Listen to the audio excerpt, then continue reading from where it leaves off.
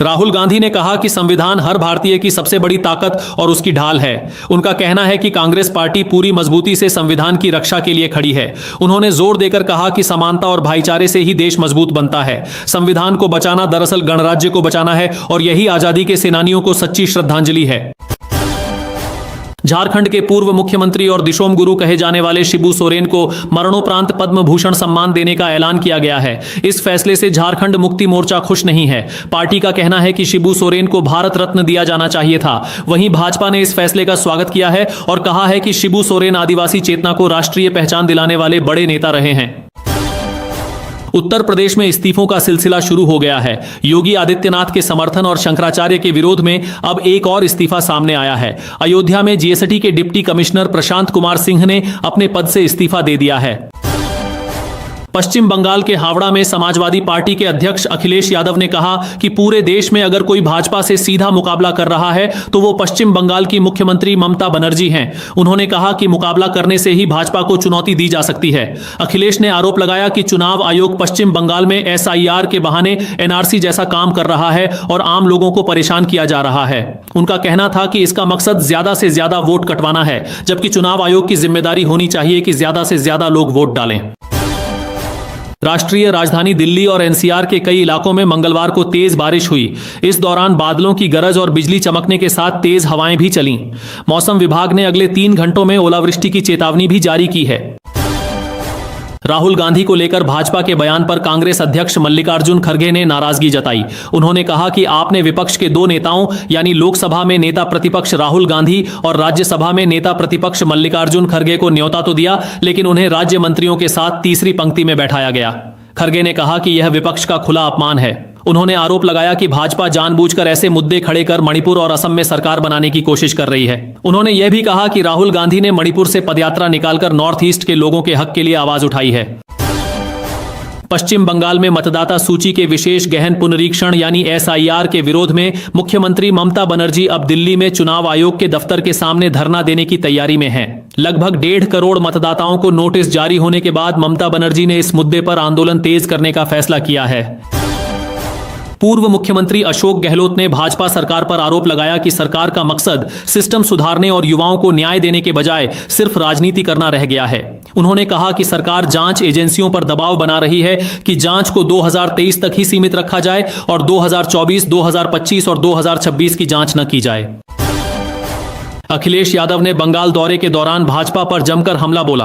उन्होंने कहा कि नफरत और बंटवारे की राजनीति करने वाले लोग यह नहीं समझते कि बंगाल एक सांस्कृतिक इकाई है, सिर्फ राजनीतिक नहीं। उन्होंने कहा कि एसआईआर वोट बढ़ाने के लिए नहीं बल्कि घटाने के लिए लाया गया है। अखिलेश का दावा था कि भाजपा ममता बनर्जी के खिलाफ बंगाल में कामयाब नहीं होगी। गंगा एक्सप्रेसवे को लेकर मुख्यमंत्री योगी आदित्यनाथ ने अधिकारियों को निर्देश दिए हैं कि इसका निर्माण फरवरी 2026 तक हर हाल में पूरा किया जाए। यह 594 किलोमीटर लंबा एक्सप्रेसवे उत्तर प्रदेश को आर्थिक समृद्धि के साथ साथ औद्योगिक और कृषि गतिविधियों का बड़ा केंद्र बनाएगा। मुख्यमंत्री ने जेवर एयरपोर्ट के तीसरे चरण के लिए जमीन अधिग्रहण की प्रक्रिया में भी तेजी लाने को कहा है। मनिया सम्मान योजना से जुड़ी महिलाओं के लिए राहत की खबर सामने आई है। राज्य सरकार ने योजना की 18वीं और 19वीं किस्त को लेकर जानकारी दी है। पहले चरण में झारखंड के 25 जिलों की महिलाओं के बैंक खातों में 5,000 रुपए की राशि ट्रांसफर की जाएगी। यूजीसी कानून को लेकर शिवसेना यूबीटी के नेता आनंद दुबे ने कहा कि एक तरफ सरकार सबका साथ सबका विकास की बात करती है, लेकिन यूजीसी के तहत शिक्षा व्यवस्था में लोगों को बांटा जा रहा है।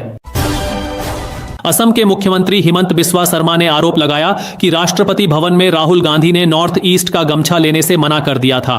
उन्होंने कहा कि गांधी परिवार ने कभी नॉर्थ ईस्ट का सम्मान नहीं किया। शर्मा ने चेतावनी दी कि जब तक राहुल गांधी नॉर्थ ईस्ट का सम्मान नहीं करेंगे तब तक उन्हें वहां वोट मांगने नहीं आना चाहिए। लखनऊ विश्वविद्यालय के छात्रों ने यूजीसी की नई नीतियों 2026 के खिलाफ प्रदर्शन किया।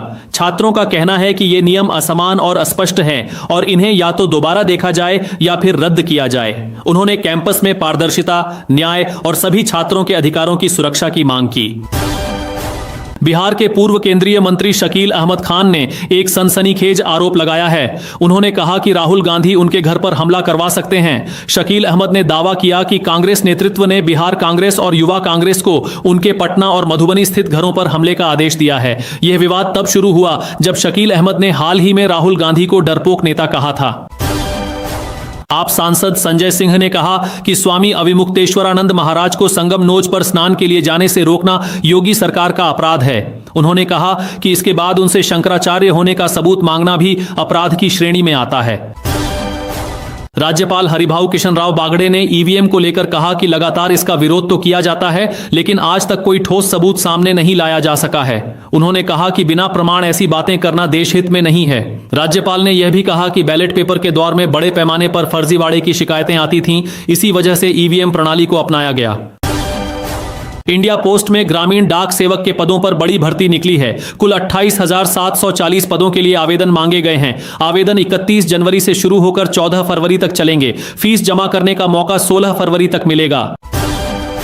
कर्नल सोफिया कुरैशी को विशिष्ट सेवा मेडल से सम्मानित किया जाएगा। उन्होंने ऑपरेशन सिंदूर के दौरान प्रेस ब्रीफिंग में अहम भूमिका निभाई थी और पाकिस्तान को बेनकाब किया था। सरकार ने इस बार कुल 70 वीरता पुरस्कारों का ऐलान किया है, जिनमें 1 अशोक चक्र, 3 कीर्ति चक्र और 13 शौर्य चक्र शामिल हैं। सोफिया कुरैशी ने संयुक्त राष्ट्र के शांति अभियानों में भी सेवा दी है और साल 2016 में एक बहुराष्ट्रीय सैन्य अभ्यास में भारतीय सेना की अगुवाई करने वाली पहली महिला अधिकारी बनी थीं। कोलकाता में मुख्यमंत्री ममता बनर्जी से मुलाकात के बाद समाजवादी पार्टी के अध्यक्ष अखिलेश यादव ने उनकी जमकर तारीफ की। उन्होंने कहा कि आज अगर कोई भाजपा को सीधी टक्कर दे रहा है तो वो सिर्फ ममता दीदी हैं। अखिलेश ने आरोप लगाया कि भाजपा चुनाव आयोग के साथ मिलकर देश की धर्मनिरपेक्षता से खिलवाड़ कर रही है। उन्होंने भरोसा जताया कि बंगाल में फिर से ममता बनर्जी ही जीतेंगी और समाजवादी पार्टी उनके साथ मजबूती से खड़ी रहेगी। 18 साल के लंबे इंतजार के बाद भारत और यूरोपीय यूनियन के बीच मुक्त व्यापार समझौते को मंजूरी मिल गई है। इस डील को मदर ऑफ ऑल डील्स कहा जा रहा है। नई दिल्ली के हैदराबाद हाउस में प्रधानमंत्री नरेंद्र मोदी ने यूरोपीय आयोग की अध्यक्ष उर्सुला वॉन डेर लेयन और यूरोपीय परिषद के अध्यक्ष एंटोनियो लुइस सैंटोस दा कोस्टा के साथ प्रेस को संबोधित किया। पीएम मोदी ने कहा कि यह दुनिया की 2 बड़ी लोकतांत्रिक ताकतों के रिश्तों में एक ऐतिहासिक अध्याय है। पीएम मोदी ने कहा कि इस ट्रेड डील से किसानों और छोटे उद्योगों को बड़ा फायदा होगा। इससे यूरोपीय बाजार तक उनकी पहुंच आसान होगी, मैन्युफैक्चरिंग में नए मौके बनेंगे और सर्विस सेक्टर में सहयोग और मजबूत होगा। उन्होंने कहा कि यह सिर्फ व्यापार समझौता नहीं बल्कि साझा समृद्धि का नया खाका है। सुप्रीम कोर्ट ने उज्जैन के महाकालेश्वर मंदिर में वीआईपी दर्शन पर रोक लगाने की याचिका खारिज कर दी है। कोर्ट ने साफ कहा कि मंदिर में कौन प्रवेश करेगा यह तय करना अदालत का काम नहीं है। याचिकाकर्ता ने गर्भगृह में वीआईपी और आम लोगों के लिए अलग नियमों को समानता के अधिकार का उल्लंघन बताया था। भारत और यूरोपीय यूनियन के समझौते की घोषणा करते हुए प्रधानमंत्री नरेंद्र मोदी ने कहा कि यह deal mother of all deals के नाम से जानी जा रही है। उन्होंने बताया कि यह समझौता भारत के 140 करोड़ और यूरोप के करोड़ों लोगों के लिए नए अवसर लेकर आएगा। पीएम मोदी ने कहा कि यह डील वैश्विक जीडीपी के करीब 25% और दुनिया के कुल व्यापार के लगभग 1/3 हिस्से को दर्शाती है। उन्होंने यह भी कहा कि भारत रिफाइनिंग क्षमता में दुनिया में दूसरे नंबर पर है और जल्द ही पहले स्थान पर पहुंच जाएगा। गृह मंत्री अमित शाह ने कहा कि गणतंत्र दिवस परेड में गृह मंत्रालय की झांकी के जरिए 3 नए आपराधिक कानूनों को दिखाया गया। ये कानून ब्रिटिश दौर के पुराने नियमों की जगह लेंगे और न्याय व्यवस्था को तेज, तकनीक आधारित और आम लोगों के लिए आसान बनाएंगे। झांकी में ई साक्ष्य, ई समन और डिजिटल सिस्टम के जरिए नए भारत की न्याय व्यवस्था का संदेश दिया गया। कांग्रेस अध्यक्ष मल्लिकार्जुन खड़गे ने कहा कि संविधान के सिद्धांतों और उसकी भावना की रक्षा के लिए मजबूती से खड़े रहने का यही सही समय है। उन्होंने एक्स पर लिखा कि न्याय, स्वतंत्रता, समानता और बंधुत्व वे मूल्य हैं जो हमें हमारे संस्थापक पिताओं से विरासत में मिले हैं। इनकी रक्षा करना हमारा पवित्र कर्तव्य है और इसके लिए हर जरूरी बलिदान देने को तैयार रहना चाहिए। प्रयागराज माघ मेले में शंकराचार्य अविमुक्तेश्वरानंद और प्रशासन के बीच चल रहे विवाद पर उमा भारती ने कहा कि शंकराचार्य होने का सबूत मांगना पूरी तरह गलत है और यह प्रशासन की मर्यादा के खिलाफ है। हालांकि उन्होंने साफ किया कि उनका बयान मुख्यमंत्री योगी आदित्यनाथ के खिलाफ नहीं है। इस मामले के तूल पकड़ने के बीच उत्तर प्रदेश में अफसरों के इस्तीफों का सिलसिला भी जारी है। आरएसएस प्रमुख मोहन भागवत ने कहा कि भारत तेजी से आगे बढ़ रहा है और दुनिया में एक मजबूत भूमिका की ओर बढ़ रहा है, लेकिन कुछ देशों को यह रास नहीं आ रहा।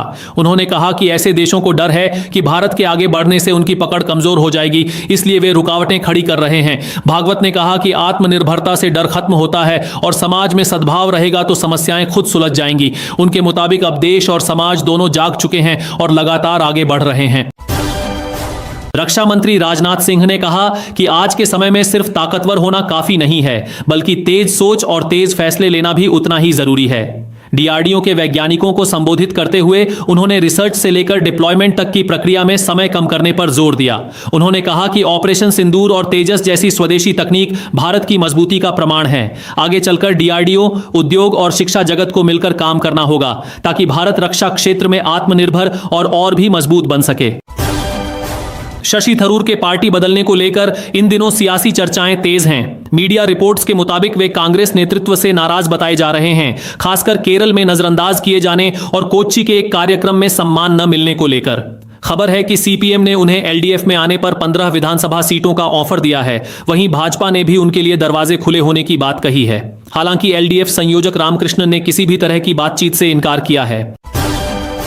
मुख्यमंत्री योगी आदित्यनाथ के बबुआ 12 बजे उठते हैं वाले बयान पर अखिलेश यादव ने तीखा पलटवार किया। उन्होंने कहा कि कुछ लोग नींद से तो उठ जाते हैं लेकिन होश में नहीं आते और दिन भर उनकी आंखें बंद रहती हैं। गणतंत्र दिवस के मौके पर उन्होंने माघ मेले के विवाद पर भी तंज कसा और कहा कि इस मौसम में तो बथुआ का सीजन है, सतुआ बथुआ की ही बातें चल रही हैं।